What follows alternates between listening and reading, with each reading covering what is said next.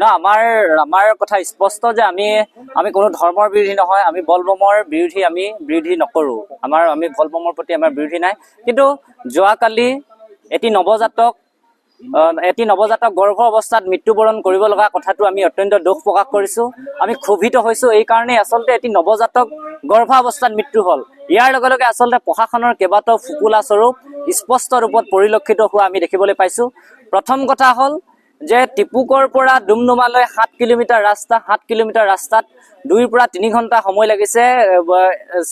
Private গাড়ীয়ে লৈ অহা অৱস্থাত 2 পৰা 3 ঘণ্টা সময় লাগিছে চিকিৎসালয় পোৱাৰ অৱস্থাত।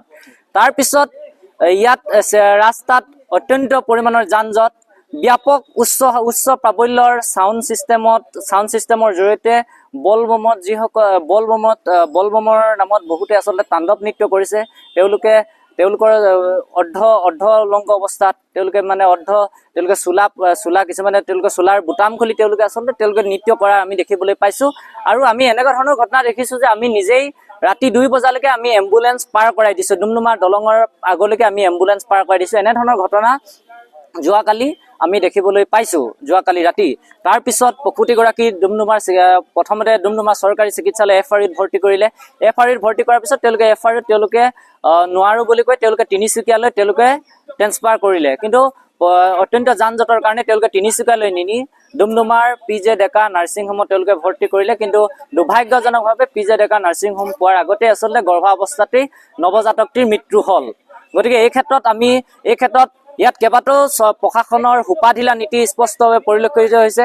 যান জঁট, বলবমৰ নামত যান জঁট, তাণ্ডৱ নৃত্য, এই ক্ষেত্ৰত আচলতে প্ৰশাসনে যিটো ৰোধ কৰিব লাগিছিল এই বস্তুটো আচলতে যিদৰে তেওঁলোকে এটা নিয়মিত এটা শৃংখলাবদ্ধভাৱে এই কাম কাজখিনি হ'ব লাগিছিল, বলবম যিটো শৃংখলাবদ্ধ হ'ব লাগিছিল, এইখিনি হোৱাৰ ক্ষেত্ৰত তেওঁলোকে ব্যৰ্থ হৈছে।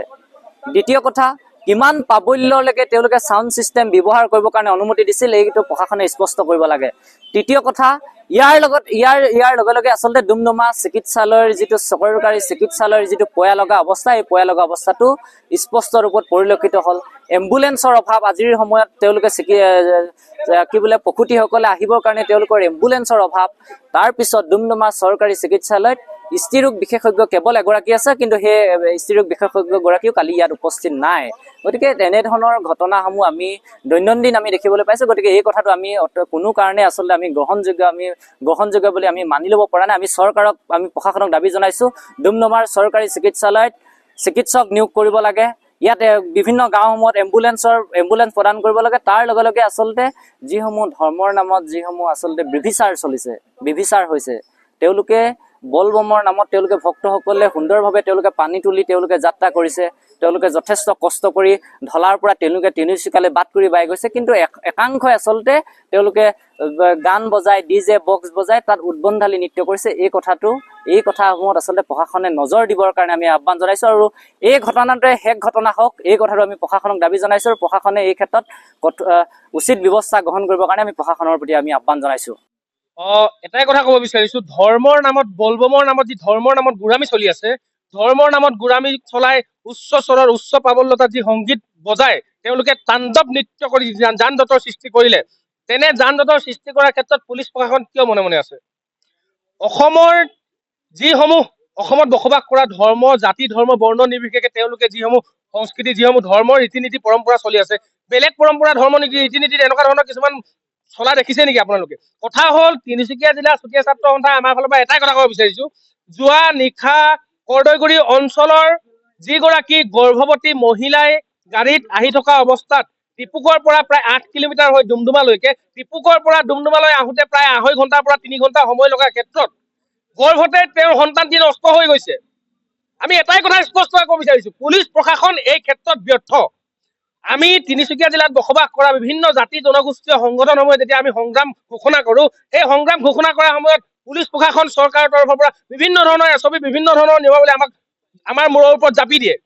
কথা হ'ল, আমি সংগ্ৰাম কৰিবলৈ নিয়ম মানিব লাগে, ধৰ্মৰ নামত গুৰামি কৰিবলৈ, ৰাস্তাত তাণ্ডৱ নৃত্য কৰিবলৈ কি কোনো ধৰণৰ নীতি নিয়ম প্ৰয়োজন নাই? আমি এটাই কথা স্পষ্টকৈ ক'ব বিচাৰিছো, যি নৱজাতক মৃত্যু হৈছে ইতিমধ্যে, সেই নৱজাতকৰ দায়িত্ব ল'ব কোনে? পুলিচ প্ৰশাসন কি এই ধৰ্মৰ তলত পুলিচ প্ৰশাসন চৰকাৰ নে ধৰ্মৰ ওপৰত পুলিচ প্ৰশাসন চৰকাৰ? পুলিচ প্ৰশাসনৰ ওপৰত 37 নং ৰাষ্ট্ৰীয় ঘাইপথৰ 37 ধাবাৰ সন্মুখত যি শিল বৰ্ষণ কৰিলে তাৰ ক্ষেত্ৰত আমি তিনিচুকীয়া জিলা চুতীয়া ছাত্ৰ সন্থাই তীব্ৰ ভাষাৰে গৰিহণা দিছো। এই ক্ষেত্ৰত পুলিচ প্ৰশাসনে বৰ্তমানলৈকে কিয় শিল বৰ্ষণ কৰা ব্যক্তিসকলক কৰায়ত্ব কৰিব পৰা নাই? এই ক্ষেত্ৰত কি পুলিচ প্ৰশাসন চৰকাৰ কি তেওঁলোকৰ ওচৰত কি হেয় প্ৰতিপন্ন হৈছে নেকি?